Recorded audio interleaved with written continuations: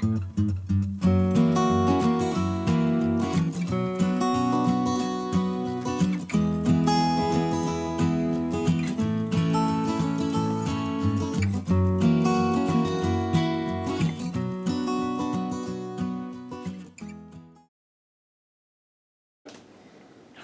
it's kind of a cool day here in Canada, Ontario to be exact.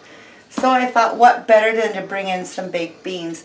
I've made these baked beans for, what do you call them, potlucks and barbecues, you name it. I know it looks like a big mess. It all comes together. It's awesome. What I got here is a pound of white navy beans. And I've soaked them in this pot overnight with just enough water, oh, probably 2 inches to cover. And I just sat them here on the stove, went to bed. Got up this morning, well, it's now this afternoon, day got away from us.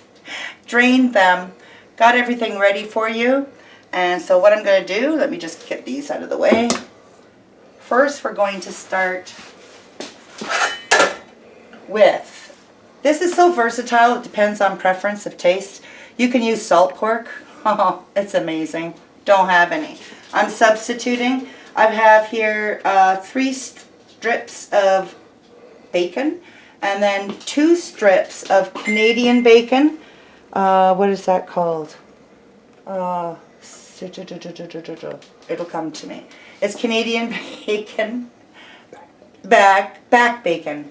It's got the cornmeal on it. I have 2 strips about 1/4 inch thick. I've just diced them up and I'm going to cook them along with the bacon. And that should give us our nice flavor. But you got to have that Canadian bacon in there. You really do. It just, even with the salt pork, it just kind of gives it that extra texture. They cook down so tender. They almost disappear, but you know they're there. Just like pork and beans, right? So I'm just going to cook this down. Oh, probably about 80% worth, just to get the grease going a little bit, and then we'll add some more flavors and I'll bring you back. Okay, so like I said, I just wanted to get the bacon going, get a little grease happening in there. So I've got two medium onions, coarsely chopped, just rough. They're going to cook down, you won't even, you'd be lucky to see them. When my kids were quite younger, I would cut them like McDonald's type onions so that they were invisible. So if you need to do that, go ahead. And I'm just going to cook these until the onions are, well, a little shiny, not even translucent. I'm not even going to go that far. And what I have here is an array of things. We'll talk about them. Is 1 tablespoon of garlic powder. I prefer to have 2 cloves of freshly diced, but I'm out of it. So we substitute and make do with what we have. Now when this is ready for the next step, I'm going to bring you back. Okay, so I got things where I want them. I just pulled it off the heat a little bit so we could work with it. I'll just get you to pan in a bit. So the onions aren't there quite yet, but that's fine. These things are going to be cooking for a long time. So what I'm going to do now, as I said, the beans were soaking overnight. They have been drained and rinsed. And I'm going to add these.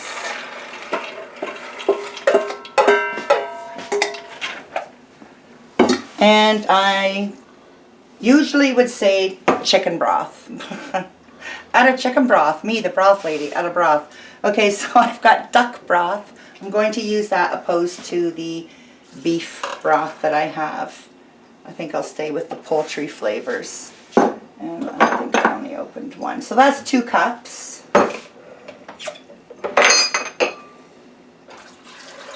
This is 4. And I did have a bigger bag than I usually do of the beans. So mine are slightly over a pound. So it's so versatile. So I'm going to do 5 cups of broth. Yours would probably be chicken, okay? If you can get the organic chicken broth, please do. So what I'm going to do now is I'm going to put this back on the stove, on the heat. I'm going to bring it up to a boil with the lid. And then I'm going to turn it down to a low to medium simmer. And I'm going to leave it like that until I can press up against the side of the pan with the bean and it's mushy. I just don't want the crunch in the bean. It doesn't have to be fully cooked, but I tend to err on the side of soft. Just personal preference, again. But you only need them to be just not crunchy. So I'll bring you back when we've reached that stage, and that's when all the rest of this back. I just thought of something I wanted to share with y'all. A wooden spoon over a pot set for boil helps it to not boil over. Gives you a chance to run to that pot and turn that heat down and take it off the heat. Okay, just wanted to share. Look at this. This was about just over an hour. And I had it on number 3 after I brought it to a gentle boil. And I just left it there. And they're nice and tender. It smells like, ooh, onion and garlic and bacon and back bacon. So let's play. I am very sensitive to hot peppers of any kind. So this, believe it or not, is not going to kill. I have here half a tablespoon of chili peppers. I put it in every batch I've ever made, and nobody has ever, you won't even see them. This is 2 tablespoons of honey mustard, helping the sweet along. This is 1/2 tablespoon of black coarse pepper, and 1 full tablespoon of baking soda, required for anybody who has issues with beans and flatulence. This will dissipate, just go away. Camera shut off by mistake. So yeah, don't have this on the heat when you put it in. Just takes a few minutes to stir it down, and it stops husbands' tummies from horrid pain from gas. I mean, even though you've soaked the beans and it does help with the gas quite a bit, this, believe it or not, works. I'm just going to keep stirring it down. It's going to take a few minutes, so I don't want this video to get too long. We'll add a few other ingredients as soon as I get, oh here, we're going down. I'll put it in anyway. So what we've got is 1/4 cup of ketchup.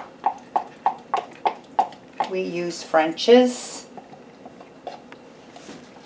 I understand the Canadian ketchup is sweeter than the American ketchup, or is it saltier? One is saltier, one is sweeter. I can't really remember ever having any from the States, so I can't really say. And then I'm going to add 1 can of tomato paste. Try to get it all out because this helps thicken them up.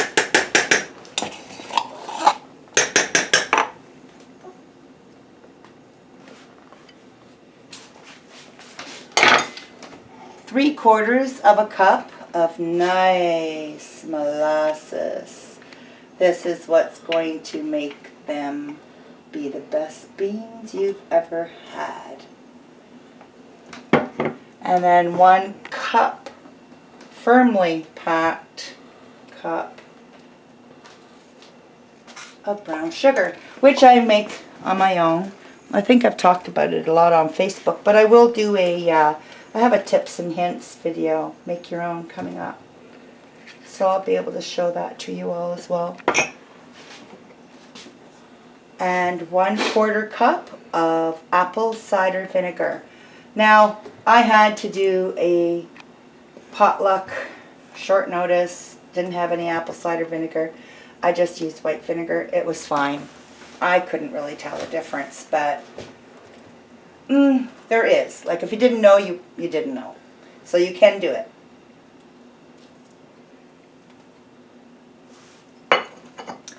Then I'm going to add the one that everyone hates to say. 1 tablespoon of Worcestershire sauce. I said it.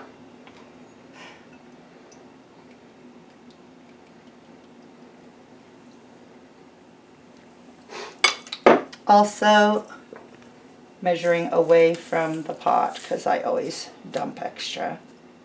And then 3/4 of a tablespoon of coarse sea salt. And I already put in my pepper. That's it. So what I'm going to do is just keep stirring this down, make sure everything's blended. It's going into a 350-degree oven, and it will stay in there until it thickens up. I'll check it hourly, and I'll come back and let you know and show you what it looks like. Hi. Sorry for the delay. That was, you know what? I was just going to say this is the first time I've made beans without burning my hand. Thank God it wasn't a real burn. Oh, okay. We had company and I had to step away for a bit. These cooked for 3 hours at 350. I did stop and stir at every hour just to make sure that the nice thickening on the bottom was moving throughout the pot. And here we are. And you know what? With some Blue Dawn, that pot will come brand new clean again. These are by far the best beans ever, I have to say. They're so good. And you know what? It's a gluten-free meal. And it is flatulent issue friendly because of the little addition of the baking soda. And it's undetectable completely. So I'm just going to plate my hubby up some grub. I made him a quick candied ham steak. And he's going to enjoy it with some home canned corn.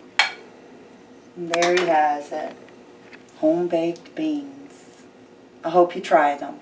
Please remember to like, subscribe if you haven't already, and hit that bell so you get all our videos. Have a nice day.